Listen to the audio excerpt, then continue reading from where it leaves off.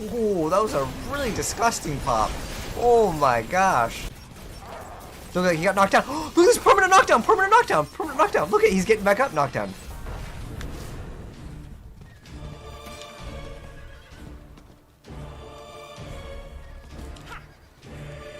It's pretty close. There's a little rubber band over there, but it's almost as fast as the horse. And like it removes my dark shroud. So like we're pretty close to horse movement speed.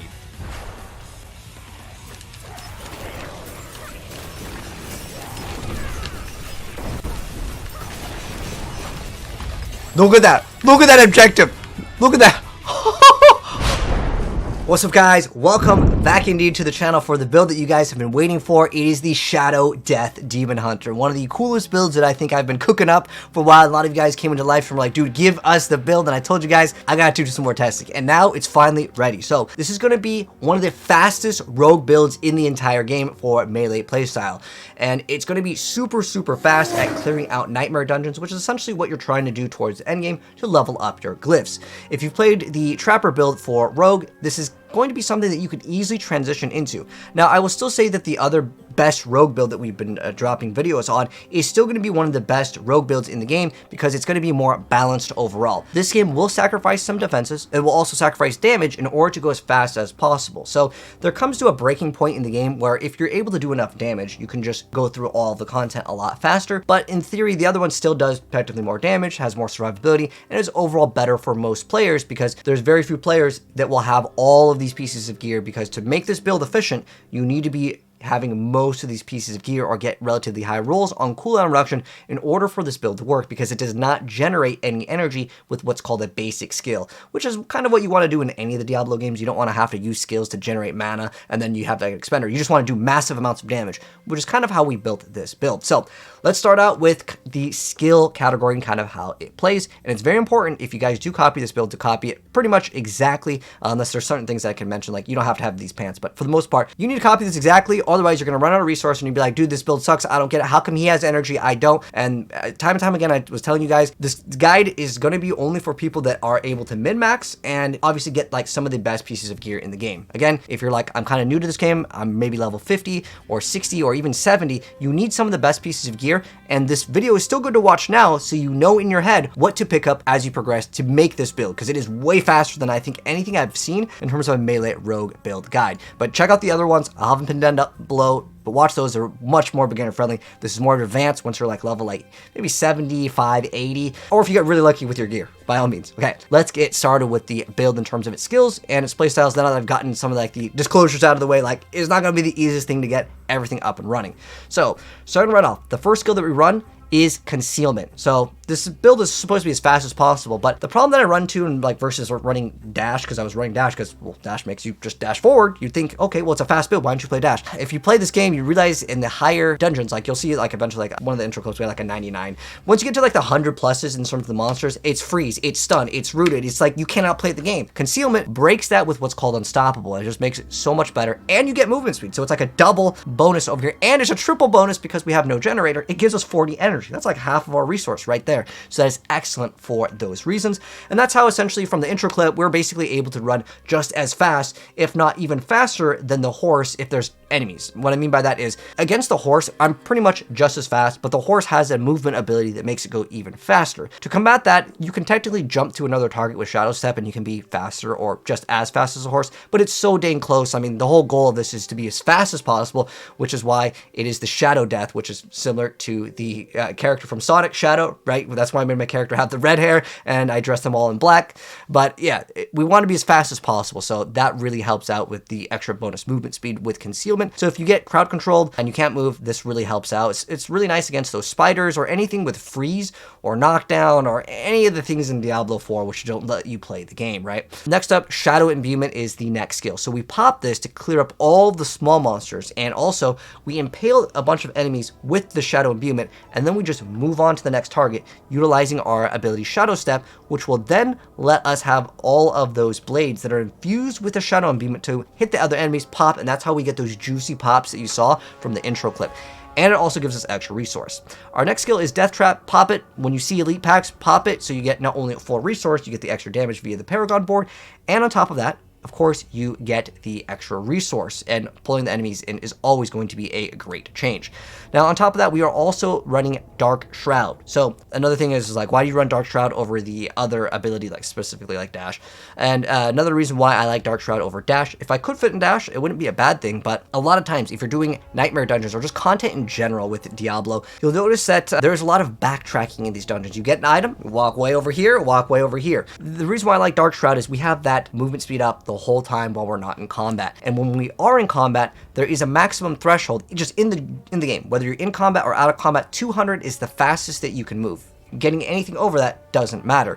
So I really like to have Dark Shroud, so when we are not in combat, we still get to move super, super fast. Technically, the Shadow Step also gives us extra movement speed, but I'm not even counting this. We don't even need this to actually move super fast. I'm not getting all of my stats by just popping Shadow Step for plus 50 and then screenshotting. Guys, we're moving at 200%. No, we have insane movement speed. If I have my Dark Shroud up as well as my passive for the 15 movement speed, we're pretty much good to go. As long as you have pretty decent stats on your amulet as well as your boots, you're going to be moving super, super fast. And this just helps out with a lot of the downtime that just exists in the game. Look at those juicy pops. Again, that's Shadow Imbuement when we're just hitting all of the small monsters. It's just so great to pop that, and you just see these awesome explosions. I love it. But next up, Twisting Blades. It's a Twisting Blade build.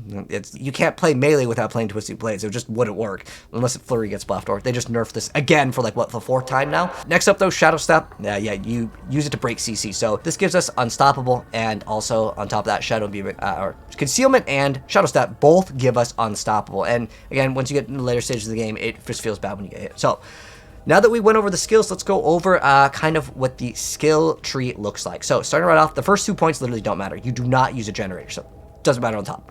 Next up, we are putting our points into Twisting Blades. We are putting points into Sturdy and Siphoning. It's pretty close to the best best rogue build that we already dropped, but this is new. Stutter Step, we want to max this out. It's a speed build. Yeah, you want movement speed. That's good. Next up, I put 1 point into everything. You do want the Disciplined, not the Methodical, okay? There's one thing that some people have been mentioning, like, why is your thing way faster than mine? It's because I run this one. Don't run this one. You're trying to go as fast as possible. Stun is still, like, okay, but you're going to just daze the enemies anyways. From the intro clip you guys saw, that's how we're knocking things down again and again. It's actually from daze.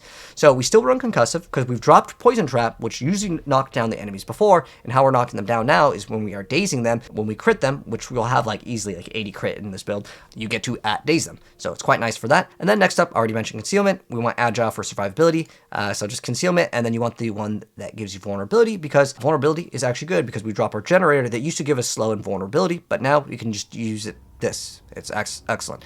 Then Dark Shroud, I just went for the movement speed one, but if you're on a boss, you can swap it to this real quick if you're on a world boss, but it doesn't really matter too much. You can kill stuff pretty fast anyways. And then this is another thing that's different. So we put 1 point into this because we have a chance to stun, which is another crowd control effect, so it's good. We don't need to have any duration. This right here, Consuming Shadows.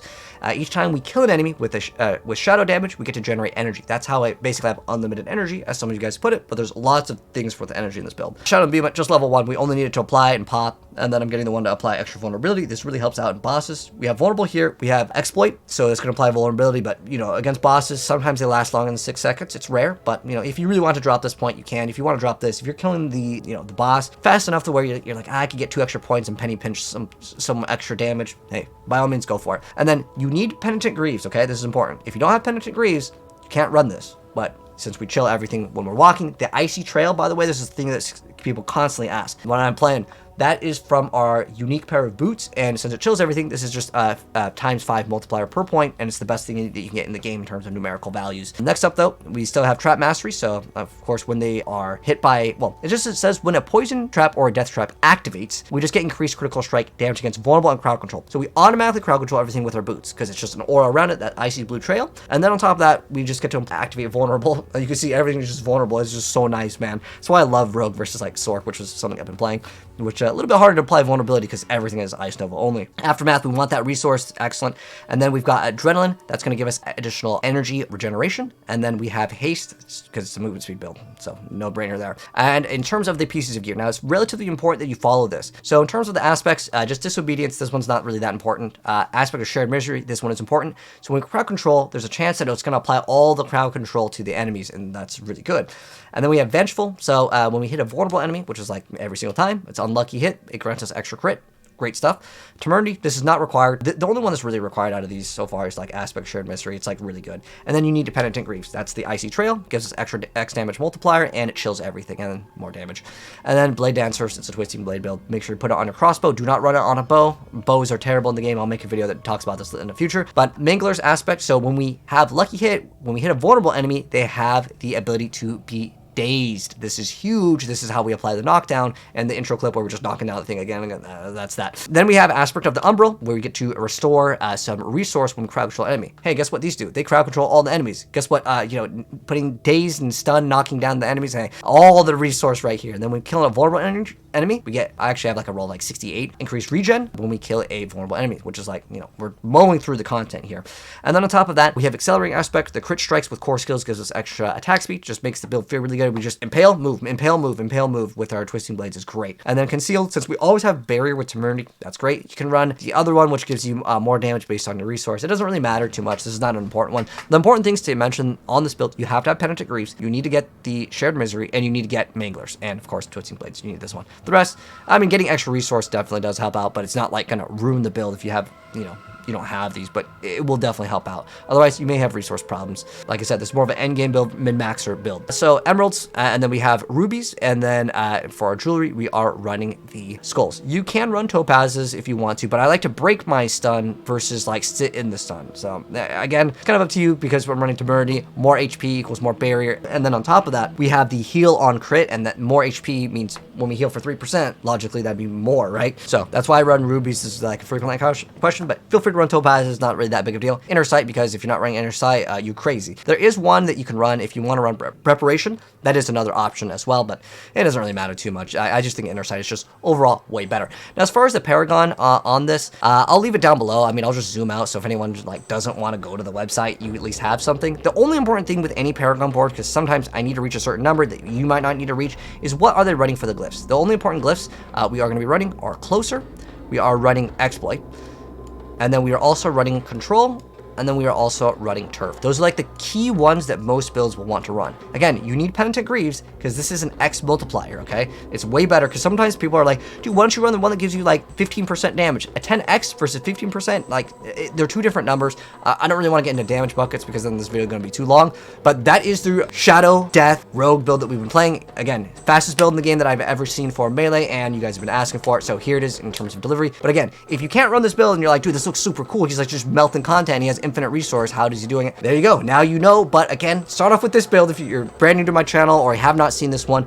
because this one is going to be way better for like 99% of players, and I'm still going to keep this one as the better, like, best rogue guide. And the reason why is because I know if I drop this video and just title it like the best rogue guide, very few people will be able to actually run this build at maximum efficiency, because it comes down to your gear needs to be like nearly perfect for a lot of these pieces of gear. And on the gear, which is actually really important that I'm mentioning it at the very end over here, you need to get cooldown reduction in your helmet, you need to get cooldown reduction in your amulet, you need to also get trap cooldown reduction if you can on your gloves. Otherwise, you're going to run out of resource and you'll be like, dude, this build sucks, there's something wrong, he's hacking.